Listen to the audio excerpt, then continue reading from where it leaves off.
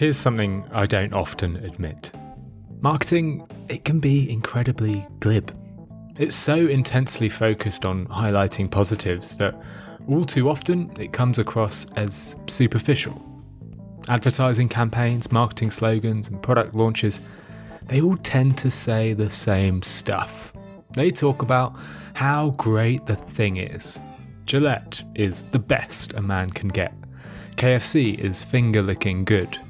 With Coca-Cola, you're opening happiness. I'm not surprised. If you want to get someone to buy something, it makes sense to talk about how great that thing is. If you wanted to hook up your roommate with a work colleague, you wouldn't tell them that they put tuna in the office microwave. No, you would focus on the positives. That's conventional wisdom. But is it right? See, I think all of us, deep down, know that we're not solely drawn to positive things. No, sometimes we prefer darker things, we prefer negative things. Open up the news app on your phone and you'll see it. News articles, on the whole, well, they highlight negativity because we're more likely to read them. YouTube channels make fail compilations that get millions of views, while success compilations, well, they don't really exist. One of my favourite Instagram accounts is called Shit London Guinness. It shares pictures of the worst pints of Guinness people have been served in London. It's got 150,000 followers. That's 10 times more than Guinness's own UK account. We're drawn towards negativity. Yet if you suggest a marketing campaign that talks about your product's negatives, well, you'd get laughed at. If you told McDonald's to change their slogan from "I'm loving it" to "I've only got £4, so this will have to do," well, you'd get kicked out of the boardroom. But what happens if we embrace negativity? What happens to brands that highlight flaws? And can I grow my podcast by talking about how crap it is? Let's find out. Hello folks, I'm Phil Agnew and you are listening to Nudge. This is the final episode in this 4-part mini-series where I take a nudge that I've talked about on the show and test it out for myself. In the previous episodes, we've covered social proof, the peak end rule, and reciprocity. I've shared how those nudges have helped me attract hundreds of additional listeners, gain an extra 100 5-star reviews for the show, and have helped me run a 56-kilometre ultra marathon. So check out those episodes if you haven't already. Now with these shows there's a fair bit of additional resources, things like images of the ads I've run or data behind the tests. To grab all of those resources, just sign up for the mailing list. There's a link to do so in the show notes, and once you've signed up, you'll get taken to a page with all of the behind-the-scenes resources. In this show, I'm going to be testing out the Pratfall Effect. The Pratfall Effect is essentially a bias that draws us towards things that aren't perfect. Studies that I've shared before on episode 58 of Nudge have shown that revealing a weakness during an interview can make you more likely to get a job, and how spilling coffee over yourself can make you more likable. But it doesn't just apply to people, it applies to brands and products as well.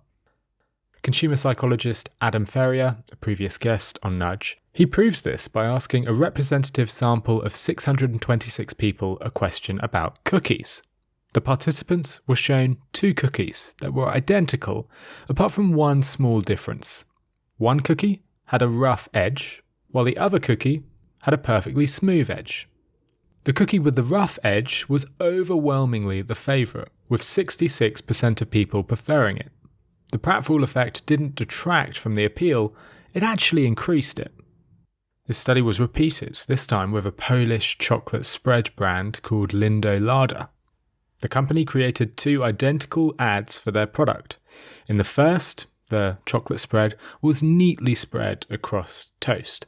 In the second, the chocolate was messily spread across the toast and even the table beneath. After showing the ad to 5,800 participants, 63% declared that the imperfect version was preferred. It's not a new thing either. Since the mid-80s, Buckley's, a US cough medicine company, have used the slogan, "It tastes awful and it works." The slogan must be working because they've kept it for the last 40 years. Listerine used to do something similar. Back in the 70s, they ran a poster that read, "I hate it, but I love it. Let me tell you, it tastes lousy, but that's why it works so good." But these types of ads are few and far between these days. It seems like most marketers tend to shy away from negativity today. One of the few examples of negative advertising I could find was shared by Richard Schotten. It's for the Hans Brinker budget hotel in Amsterdam. They put out a full-page newspaper ad which said, "Our maids work twice as hard since we only have one." They ran another ad saying, "Free wireless, available with the neighbour's password." I think these ads are brilliant. They play on the Pratfall Effect. It's this idea that we like imperfection, and they capture our attention because of it. I think we're so bored of seeing endless positivity in marketing that a little bit of negativity actually catches our eye. But I'm also aware that this is my subjective opinion. I'd have a hard time convincing Ibis hotels to create an ad that stated their breakfast was crap but cheap. So I wanted to collect some data for myself. I wanted to see if the Pratfall Effect really does capture attention. I devised an experiment. In my weekly email to subscribers, I encouraged people to sign up for my Science of Marketing course. For half of the subscribers, I sent the correct link, a link to sign up for the course. But to the other half, I sent the wrong link by mistake. Now, this wasn't a real mistake, I planned it, but I'm letting this one slide as it's for science. See, I wanted to see if admitting I'd made a mistake would increase enrollment in the course. So that group, who got the wrong link, I sent them another email saying, "Sorry, I sent the wrong link, here's the correct one." So 50% of the audience, they received the right link straight away. The other 50% received the wrong link and then got another email with the right link. Now, conventional wisdom says that those who saw the mistake should be less likely to sign up. After all, who would want to take a course run by someone who makes such basic errors in their email marketing? But that's not what happened. Those who saw the mistake, they were 125% more likely to sign up. The Pratfall Effect had kicked in. Our love for imperfection caused people to notice and engage with the email, even though it goes against all rationality. So I think I'd proved to myself, at least, that this nudge worked. But that's not really useful to you. You can't go out and send emails to people with missing links. That's hardly a scalable strategy. So I wanted to run another test, one that showed that the Pratfall Effect isn't just a gimmick. It's a bias that's so effective that you can create whole marketing campaigns around it. In this test, I created 2 Reddit ads. The first was classic marketing, talking about the benefits you would get if you listened to an episode of Nudge. The copy stated 5 reasons why you should listen to Nudge. Number 1, you'll learn the science behind great marketing. Number 2, guests include Rory Sutherland, Nir Eyal and Richard Schotten. Number 3, it has 100,000 downloads and 127 5-star reviews. Number 4, the episodes are 20 minutes long with no fluff or ads. And number 5, you'll learn the marketing science that you can replicate. Now, I'll admit, this isn't the world's most creative copy, but it's what the textbooks tell us to do. Talk about product benefits. That's what it did. So I created a second version to run alongside this ad. It's titled 5 Reasons Why You Shouldn't Listen to Nudge. The reasons were, number 1, you'll realise how useless your marketing degree was. Number 2, episodes are packed with so many examples you might get a headache.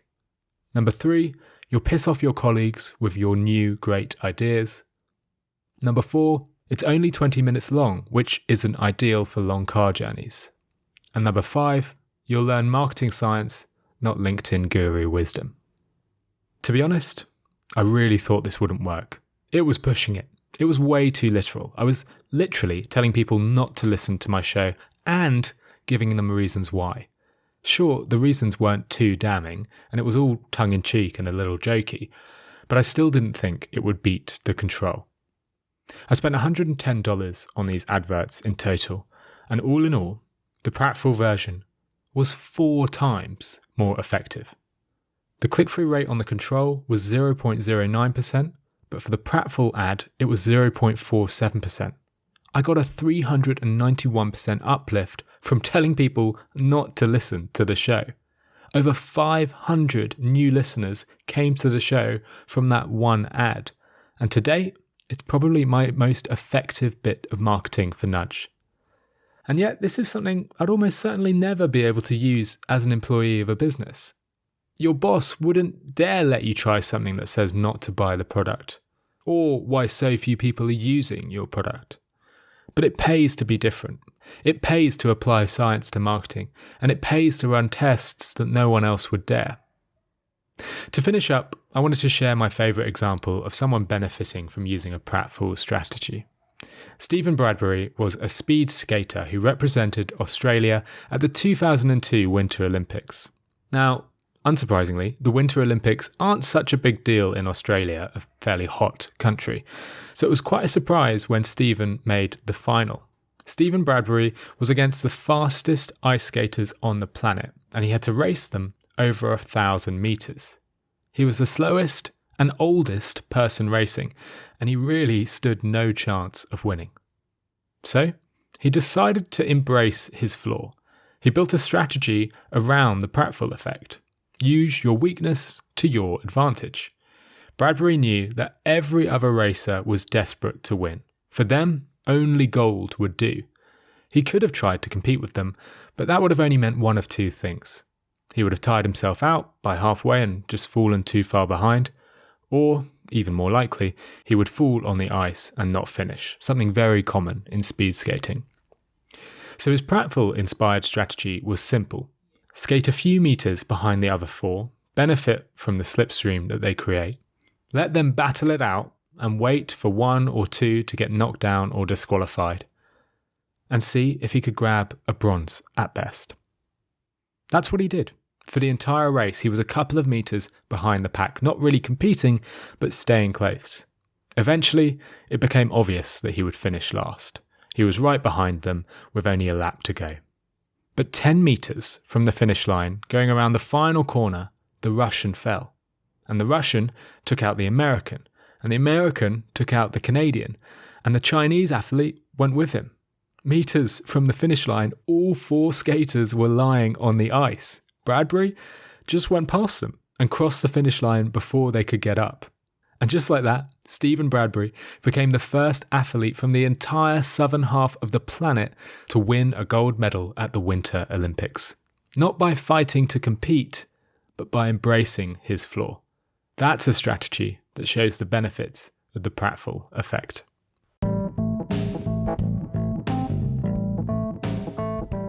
Alright folks, that is all for today and all for this mini-series on experimenting with nudges. I really hope you've enjoyed these 4 episodes. Please do let me know what you think, either by leaving a review or just getting in touch with me directly. And please do share the podcast with your friends and colleagues. That'll help the show grow, and as the show gets bigger, I'll be able to dedicate more and more time to it, potentially even releasing more than 1 episode a fortnight, which I know lots of you have asked for. As a reminder, you can get all of the resources I've shared on this episode by signing up to the mailing list. Just click the link in the show notes to do that. You'll also get an email from me every single time a new show goes live, so you won't miss another episode. And every other week, you'll get a nudge tip in your inbox, which is a nudge that I've seen in the wild that I want to share with the listeners. Normal nudge service will resume with the next episode. That'll be a typical nudge interview with an expert pioneer or author within the field. And thank you again for listening to Nudge, the Science of Marketing podcast. Cheers.